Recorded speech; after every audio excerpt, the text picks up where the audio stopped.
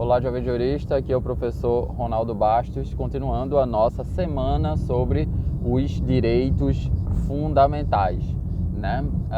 O que eu quero falar para vocês hoje é sobre a não hierarquia dos direitos fundamentais. Não há hierarquia entre direitos fundamentais. Esse é o ponto.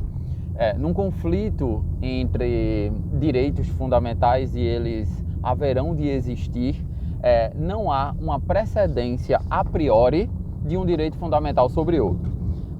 Essa é a informação que eu quero trazer para vocês e eu quero só explicar, a título de aprofundamento, as razões disso, com base na interpretação que o Supremo Tribunal Federal faz da nossa Constituição, né? A primeira razão é que o Supremo adota um sentido formal de Constituição. Sentido formal de Constituição. Para o Supremo, é constitucional toda norma que está na Constituição. É constitucional toda norma que está na Constituição. Isso porque existem teorizações, como por exemplo a de Carl Schmitt, um jurista alemão, que afirmam que nem tudo que está na Constituição é Constituição.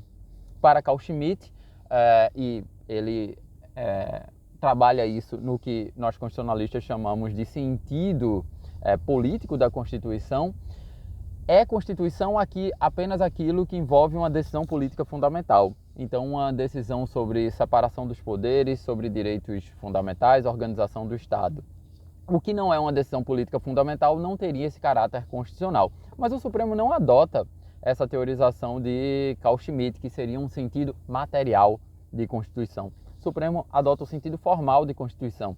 É por isso também que o Supremo não adota a tese de Otto Bischoff, outro jurista alemão, que defende a teorização de normas constitucionais inconstitucionais. Normas que estariam na Constituição que seriam inconstitucionais. O Supremo não adota isso porque toda norma que é trazida pelo poder constituinte originário, ela é constitucional.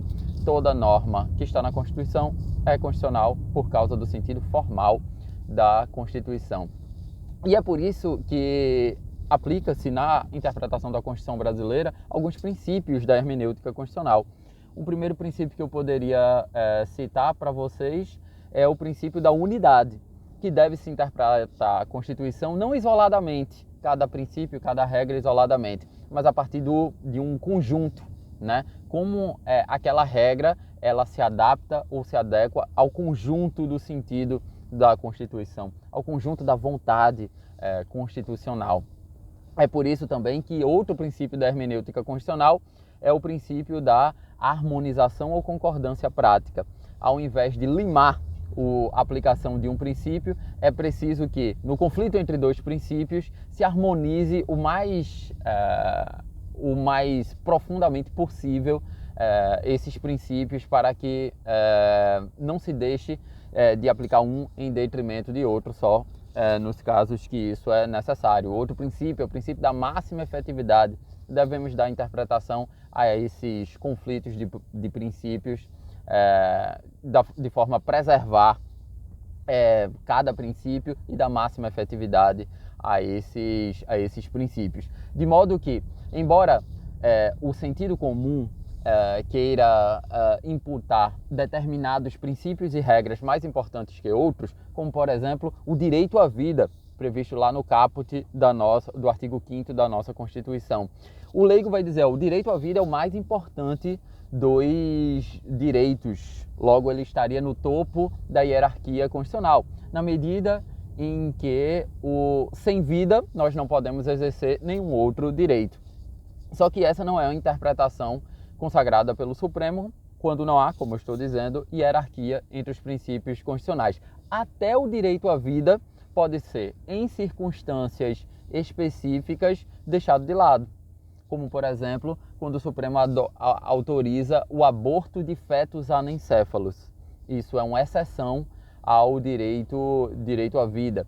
Quando o Supremo autoriza a pesquisa com células-tronco, alguns consideram que isso é uma exceção ao direito à vida. Quando a própria Constituição diz que é autorizada a pena de morte no caso de guerra declarada, artigo 84, inciso 19 da nossa Constituição. Isso é uma exceção do direito à vida. Então, mesmo que aquele direito que do ponto de vista leigo é o principal dos direitos, embora não haja hierarquia entre direitos fundamentais, ele possa ser deixado de lado numa interpretação constitucional concreta, imagine os outros direitos. Então é isso que eu queria trazer para vocês, não há hierarquia entre os direitos fundamentais, fica com essa dica.